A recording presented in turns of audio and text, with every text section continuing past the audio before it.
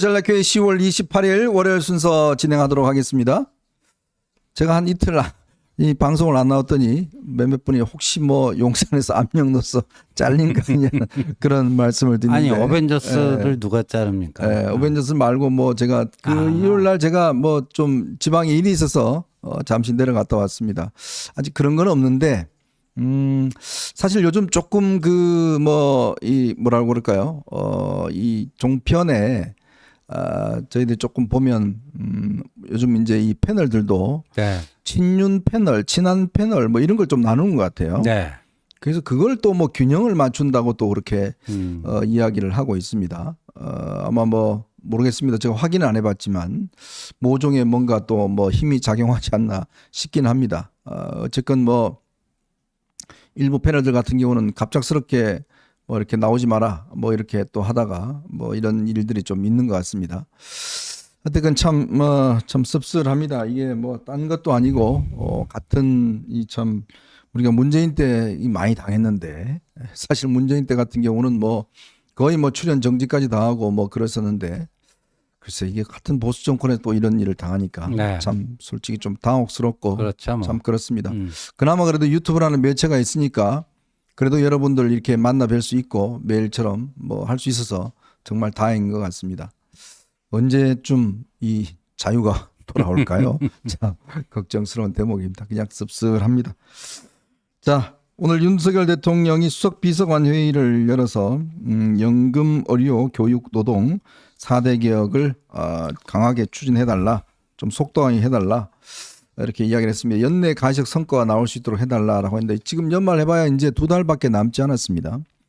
근데 중요한 것은요, 이게 지금 전부 다 입법 사안입니다. 그렇죠. 예, 연금 개혁도 그렇고요. 의료 개혁은 뭐 거의 지금 해결에 지금 거의 보이지 않고요. 또 교육은 뭐 아예 이거는 뭐 시동도 걸지 않았습니다. 노동 개혁은 예전에 조금 하다가 근본적 개혁이 아직까지 이루어지고 있지 않습니다.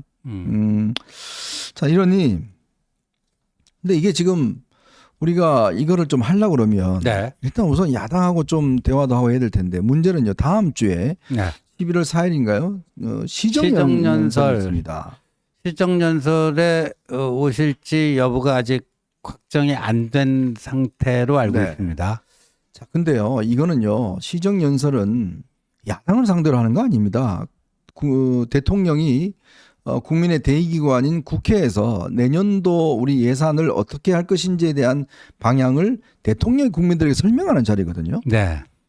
근데 지난번에 한번 그 국회 개원식에 대통령이 불참했지 않습니까? 물론 야당의 그런 뭐 항의 시위나 이런 걸 해서 했는데 그렇다 하더라도 지금 국회를 이렇게 뭐라고 그럴까요? 좀 홀대하거나 오지 않는다는 거는 저는 이거는 이게 고려 대상이라는 거는 저는 잘 이해를 못 하겠어요. 그렇죠. 이거는요, 무조건 와야 됩니다. 네. 와서 국민들에게 설명하고 거기에 야유 퍼부는 야당 의원들이 있으면 욕하는 야당에서 그게 국민들에게 욕을 먹는 일이지 대통령이 욕먹을 일이 전혀 없습니다.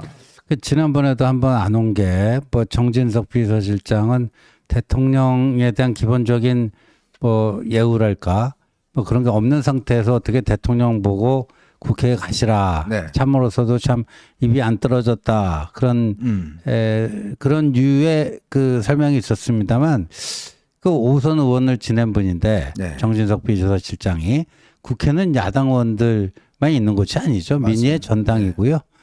국민들 보러 오는 겁니다.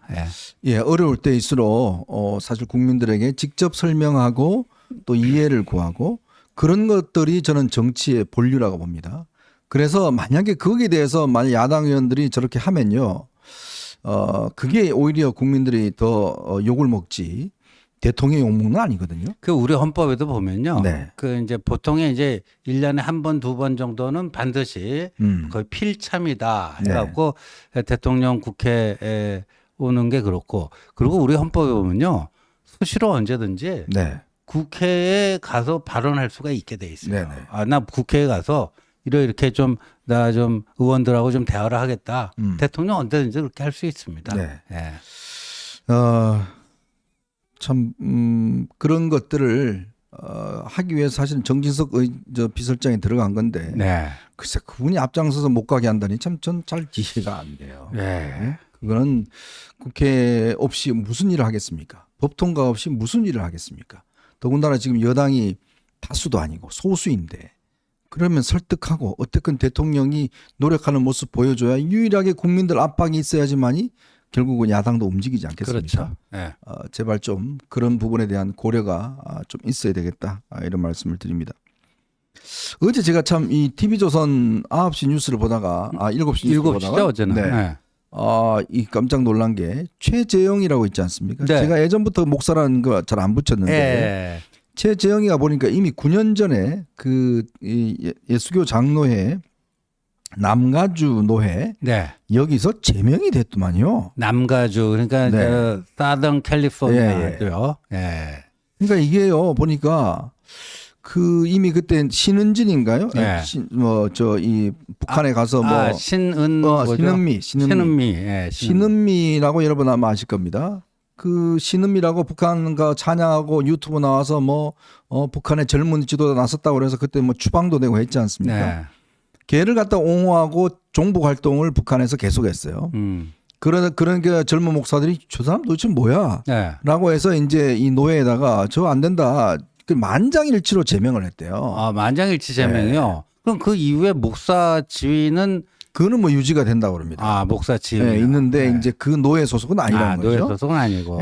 그러니까 이제 들어와서 활동을 했는데 그 이후에도 보니까 미국에서도 엄청 종북 시위도 많이 하고 했는데 저는 그래서 정말 이게 하나 의문이 뭐냐면 아니 이 작자가 그동안 이 김건희 여사를 한두 번 만난 것도 아니고 네. 대통령 취임식에도 오고 그 수차례 걸쳐서 그걸 했지 않습니까? 그렇죠.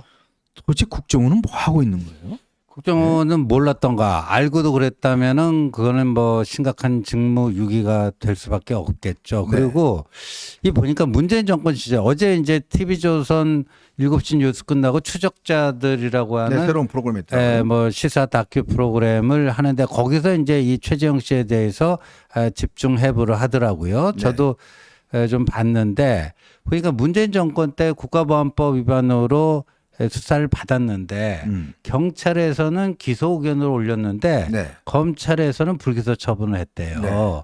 근데 뭐 증거 부족 그러면서 그 당시 수사를 했던 검사하고 뭐 지금 변호사가 돼 있더라고요. 뭐 이렇게 인터뷰를 하는데 국가보안법 성립 요건이 워낙 까다롭고 엄격하기 때문에 그 엄격한 조건을 다 충족시키지 못해서 불기소 처분할 수밖에 없었다. 당시 검사의 변이 그래요. 그런데 그러니까 그 문재인 정권 때 국가보안법 위반 혐의로 검찰 수사를 받았다. 그러면 우리 윤석열 대통령이 검찰총장 출신 아닙니까? 그러니까 그런 정도는 충분히 뭐 알고도 남음이 있을 법한데 그러니까 거의 무방비 상태였던 게 아니냐. 글쎄 말이에요. 전 참 이게 미스터리예요. 도대체 왜 저작자가 지금 보면 아니 그냥 옷도 그럴싸하게 차려입고 보니까 뭐 경호원도 데리고 다니는 것 같고 말이죠. 아니 그 뭐 카메라에 뭐 그 카드 빼서 막 없애라고 그러기도 하고 아니 도대체 저작자가 왜 대한민국에 지금 저렇게 활보하고 다니고 저걸 민주당이 다 저렇게 떠받들어주고 하는데 저 한번 보십시오. 그동안 했던 북한에도 수시로 갔다 오고 종북 활동하고 노예에서도 잘리기도 하고 아니 그거에 대한 기본적인 데이터들은 국정원이 없나요?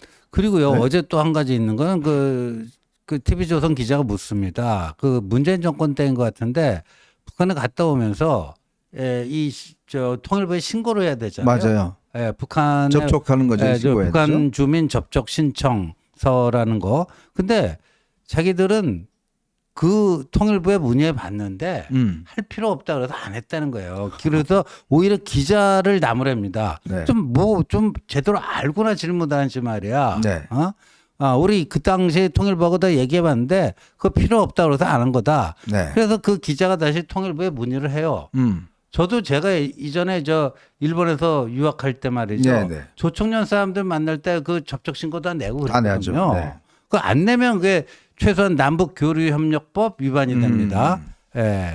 그런데 그 당시에 그 통일부에서 만약에 최재형 씨 얘기대로 그런 거 필요 없다고 그랬으면 통일부도 문제예요. 그 당시 통일부도. 그렇죠.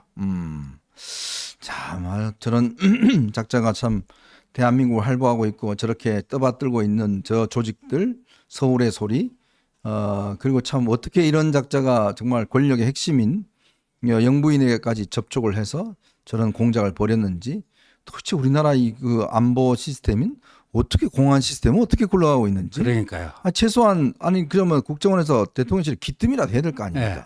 저 사람 좀 접촉하지 네. 마세요. 좀 위험합니다. 이렇게라도 이야기를 해야 될 거 아니에요. 그렇죠. 예? 아니 국정원에서 뻔히 그 인력들이 알 텐데 누가 누군지 요주의 대상이 다 했을 텐데 그거를 저렇게 방치했다는 게 전 지금도 이해가 안 됩니다. 정말 나중에 한번 제가 좀 따져봐야 될 문제가 아닌가 그런 생각이 많이 듭니다. 자, 그리고 오늘 국민의힘이요. 참 뭐 이게 아기다리 고기다리입니까? 참 총선 백서. 아유, 총선 끝난 지가 언젠데 이제 참 논란도 많고 문제가 많았던 그 총선 백서를 오늘 공개를 했는데 전 참 이건 내용 보고요. 일단 내용 뭐 저는 제대로 보지도 않았습니다. 아예 볼 필요도 없어서.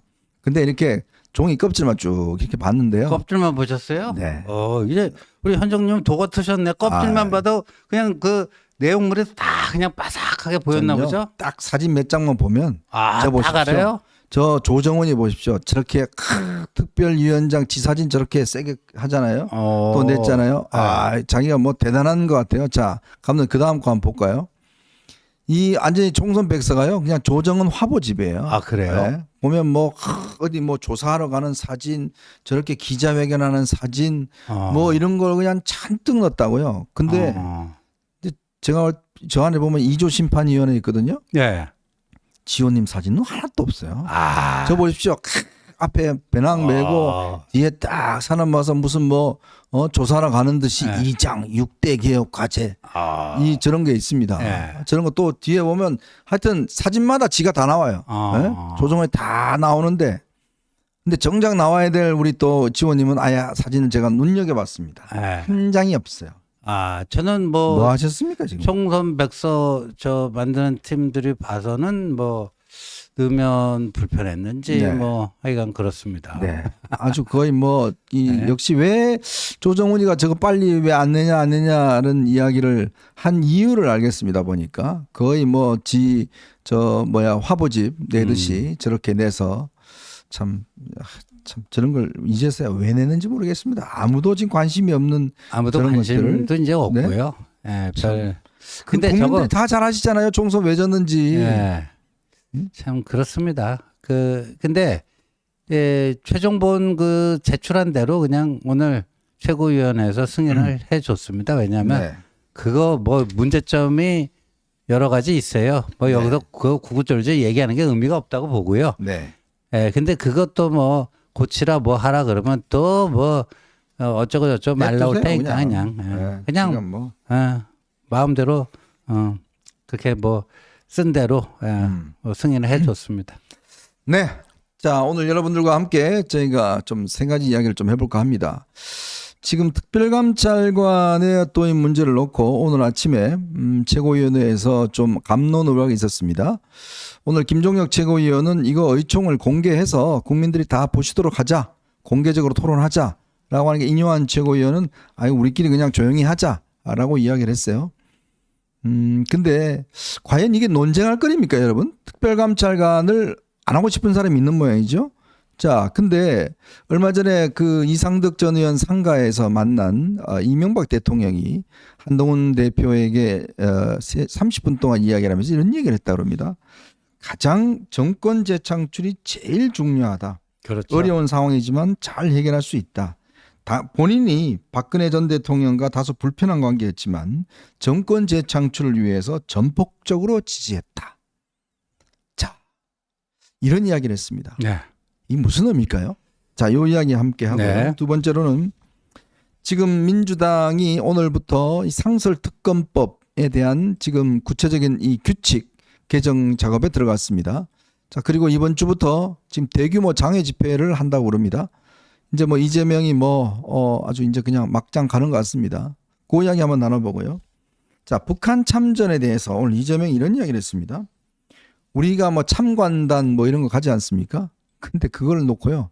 물고문, 전기고문 가르쳐주러 간다고 이야기했어요. 네? 그러니까 뭐 눈에는 뭐가 보인다고 그렇죠. 그러잖아요. 뭐 눈에는 못 보이죠. 근데 우리 국정원이나 우리 정부에서 예를 들어서 뭐 지금 아직 뭐 확정된 건 아닙니다만은 참관단이 가는데 근데 그거를 물고문, 전기고문 전수해주러 간대요. 그럼 도대체 어느 시대 사람인가요? 아이고. 야, 그 이야기 좀 해보도록 하겠습니다. 자, 여러분 보시면서요. 구독과 좋아요 알림 꼭 부탁드리고 많은 응원 부탁드리도록 하겠습니다. 자,